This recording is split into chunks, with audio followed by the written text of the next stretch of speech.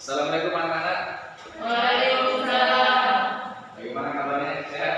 Sehat. Sudah siap belajar semua ini? Siap. Pagi sudah sarapan? Sudah. Makan? Sudah. Alhamdulillah. Oke, sebelum kita mulai pelajaran kita, Pak Guru mau satu orang pimpin kita dalam doa agar pelajaran kita kali ini mendapat berkah dan ilmunya bermanfaat. Mungkin ini bisa dipimpin dalam doa.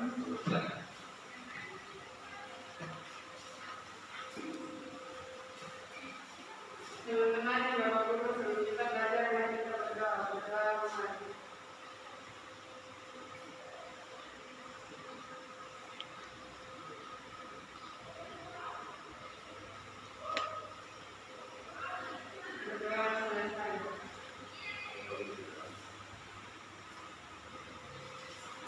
Supaya Pak Guru diberi salam.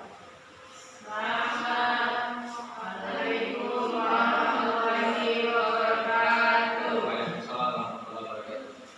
Oke, anak sekalian, hari ini pelajaran kita, materi pokok kita akan membahas tentang kepengurusan jenazah. Ya. Ini materi pertama, yang mana pada materi ini kita nanti 3 pertemuan mengenai jenazah, yaitu dari memandikan, mengkafankan, mensolatkan, kemudian menguburkan hingga takziah sampai ziarah kubur. Oke, kemarin Pak Guru sudah bagi materinya, mungkin dari kalian mungkin sebelumnya bisa buka bukunya halaman 15 ya, dan dibaca, dipahami gambarnya. Kemudian kalau ada pertanyaan silakan tanya kepada Pak Guru.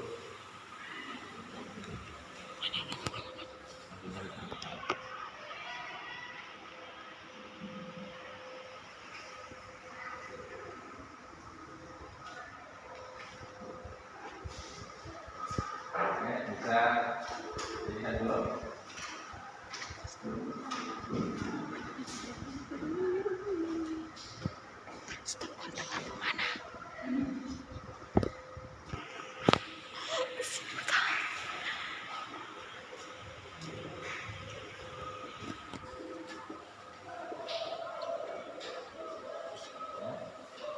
Jadi di gambar itu ada orang yang lagi bawa jenazah, ya. Ada orang yang sholat di jenazah, ada orang yang memandikan, ada orang yang mengkafankan, ya. Karena memang merawat jenazah itu ada 4 hal yang perlu dilakukan. Yang pertama, kita memandikannya. Yang kedua, kita mengkafankannya. Yang ketiga, kita mensolatkannya. Yang keempat, baru menguburkannya. Oke, Allah Subhanahu wa taala berfirman dalam Al-Qur'an surat Al-Imran ayat 185, kullu nafsin dha'iqatul maut. Bahwasanya segala sesuatu yang bernyawa pasti akan mengalami yang namanya kematian. Jadi orang kalau sudah mati sudah tidak bisa mengurus dirinya sendiri. Orang sudah mati sudah tidak bisa mandi sendiri dan lain sebagainya. Makanya kewajiban orang yang hidup terhadap orang yang mati adalah merawatnya. Merawat orang yang mati bukan dengan cara kasih pakai baju dia, kasih pakai bedak dia, kasih makan dia, tidak. Tetapi merawat orang yang mati dengan cara tadi, ya. Yang pertama kita memandikan. Oke, yang kedua kita mengkafankan. Mengkafani. Yang ketiga kita mensolatkan, dan yang terakhir kita menguburkan.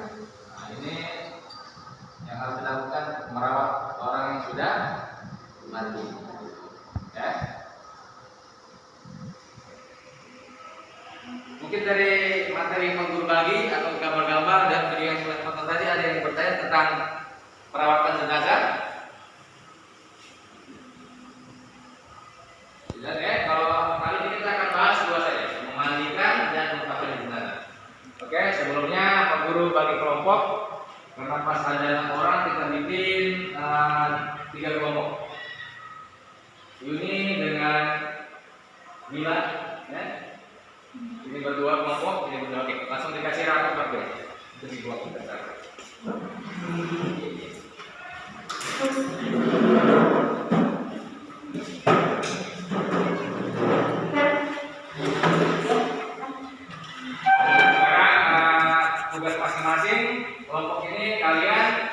mengumpulkan informasi, kemudian mendiskusikan, kemudian nanti presentasi di depan kelas apa yang kalian pelajari tentang perawatan jenazah, terutama dalam hal memandikan dan mengkafannya.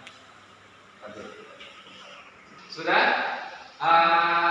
Kalau kalian sudah mengumpulkan informasi, kemudian sudah diskusi dengan temannya, sekarang Pak Guru mau kalian presentasikan hasil diskusi kalian, terutama tentang tata cara memandikan jenazah. Ya. Coba mungkin Pak Guru minta perwakilan kelompok 1 hasil diskusinya, silakan bisa dipresentasikan di depan kelas.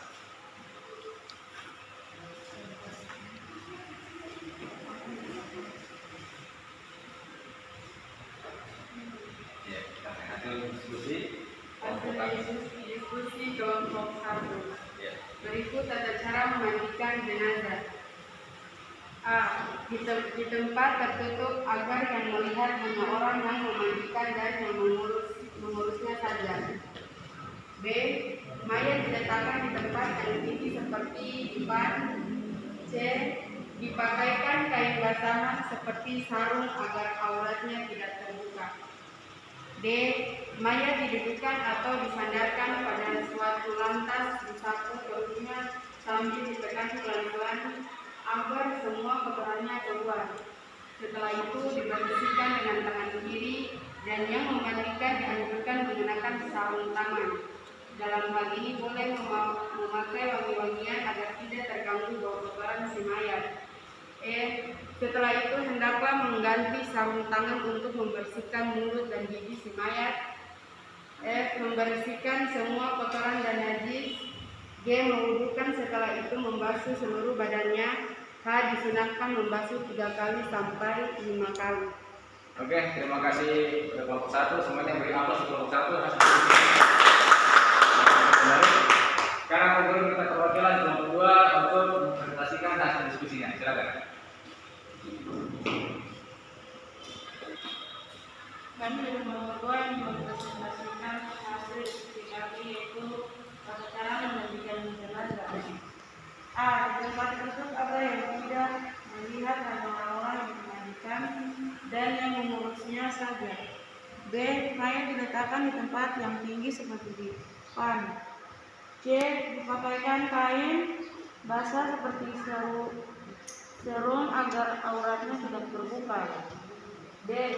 Mayat didudukkan agar disandarkan pada suatu lantai disapu perutnya sambil ditekan pelan-pelan agar semua kotorannya keluar.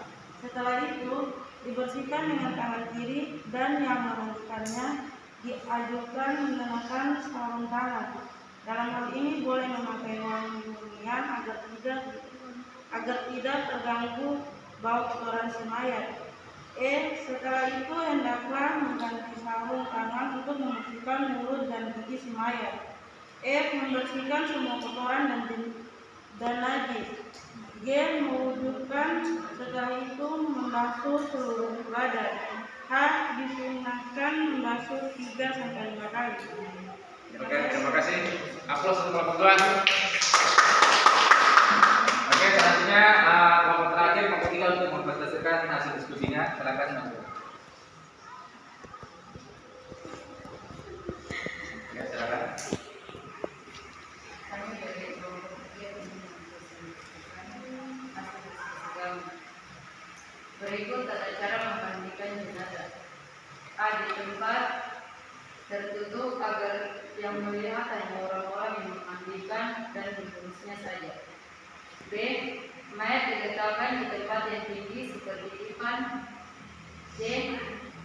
Dipakaikan kain basahan seperti sarung agar auratnya tidak terbuka.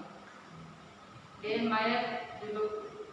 Mayat didudukkan atau disandarkan pada suatu lantas disapu perutnya sambil ditekan pelan-pelan agar semua kotorannya keluar.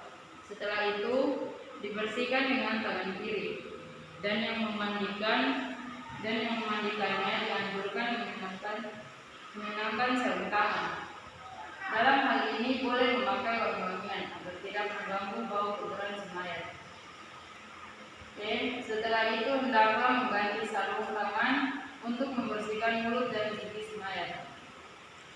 F. Membersihkan semua kotoran dan najis.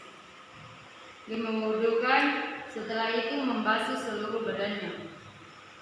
H. Disunahkan membasuh 3 sampai 5 kali. Apa satu kelompok 3? Oke.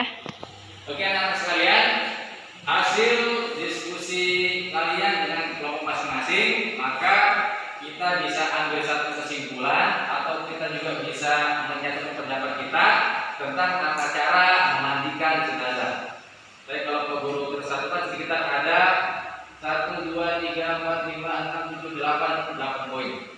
Yang pertama kita sepakat dalam memandikan jenazah, tata caranya yang pertama, jenazah harus diletakkan di tempat yang tertutup. Ya. Kenapa? Yang namanya kita memandikan jenazah, kalau bisa jangan menjadi tontonan orang banyak. Makanya jenazahnya harus diletakkan di tempat yang tertutup. Sama seperti kita orang hidup, kira-kira kalau kita mandi dinonton dilihat orang banyak, malu kan tidak? Malu. Begitu pula dengan jenazah, kalau nanti sudah meninggal, sudah tidak bernyawa, tapi itu salah satu adab untuk menjaga kehormatan jenazah. Jadi harus di tempat yang tertutup. Ya. Itu yang pertama. Yang kedua, kita sepakati jenazah diletakkan di tempat yang tinggi. Ya. Misalnya di atas dipan. Ya. Nah, biasanya di daerah kita dalam memandikan jenazah karena belum ada dipan, biasanya di pangku. Kenapa kita di tempat yang tinggi? Supaya pada saat memandikan airnya bisa mengalir. Ya. Tapi kalau cuma taruh di lantai saja kita kasih mandikan, ya dia nanti berenang di lantai. Maka kita harus yang tinggi supaya airnya bisa mengalir, air atasnya bisa keluar. Kemudian yang ketiga, pakai karena basahan. Ya. Jadi dalam kasih mandi jenazah juga harus dicari sarung atau kain untuk menutup auratnya, tutupnya. Tidak boleh tidak pakai basahan. Sama seperti kita, kalau mandi juga harus pakai basahan. Walaupun di tempat yang tertutup kita usahakan pakai basahan. Ya. Kenapa? Karena di kamar mandi itu setan banyak, makanya harus menggunakan basahan. Sama seperti mayit, kalau kita memandikannya harus menggunakan basahan. Kemudian yang gede didudukan. Ini didudukannya sejenak dengan tujuan untuk mengeluarkan kotoran di dalam perutnya. Jadi kalau sudah dibaringkan, cara kasih keluar kotoran kita kasih angkat sedikit belakangnya, ya, baru tekan perutnya pelan-pelan dari atas ke bawah. Itu nanti kotorannya akan keluar sendiri. Nah, itu makanya didudukan. Kemudian yang mengganti sarung tangan. Kita kan sudah mendudukkan jenazah, kita sudah menekan perutnya, kotorannya keluar. Kita kasih bersih, kita istinja, kita cebok, otomatis kita punya sarung tangan kotor dengan najis tadi. Makanya diganti sarung tangannya. Setelah ganti sarung tangan, baru kita membersihkan gigi. Kumur-kumur, kasih bersih gigi, kasih bersih mulutnya.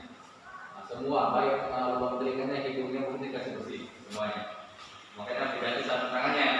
Kemudian setelah membersihkan baru kita kasih bersih semua kotoran. Yang najis yang menempel di tubuh jenazah semua dikasih bersih, hilang dulu, bersih, sudah hilang najisnya. Baru yang apa? Yang ketiga kita wudhukan jenazah seperti wudhunya orang sholat. Jadi tata cara memandikan jenazah itu diwudhukan dulu baru dimandikan. Sama seperti mandi besar, mandi wajib. Kalau kita janabah, kita wudhu dulu, baru mandi. Bukan mandi baru wudhu. Sama seperti jenazah, wudhu dulu baru mandi. Kemudian yang ketiga, baru kita mandikan. Disunahkan menyiram 3 kali. 3 kali. Kalau 3 kali kita yakin air sudah masuk ke seluruh tubuhnya, selesai. Tapi kalau belum kena nih karena airnya sedikit, boleh 5 kali. Masih belum kena, boleh 7 dan lain sebagainya. Yang penting bilangan ganjil dengan tujuan semua tubuh jenazah kena kita siram. Ya, dan itulah tadi tata cara kita dalam memandikan jenazah. Nah, sekarang mungkin ada pertanyaan mengenai tata cara memandikan jenazah. Silakan. Kenapa harus bilangan ganjil? Kenapa tidak harus bilangan genap? Kenapa harus bilangan ganjil? Kenapa bukan bilangan genap? Yang pertama, Allah Subhanahu wa taala sudah dengan bilangan ganjil. Ya. Yang kedua, kenapa tidak genap? Kita dikenal Allah sebagai bilangan ganjil. Kemudian untuk memandikan jenazah sebenarnya tidak ada bilangan tertentu. Boleh kita mandikan 4 kali, 6 kali, sampai 8 kali siram. Boleh, terserah kita. Tetapi kalau mengikuti sunnah maka itu pula bilangan ganjil. Kenapa? Karena Allah suka bilangan ganjil dan Rasul dalam mengerjakan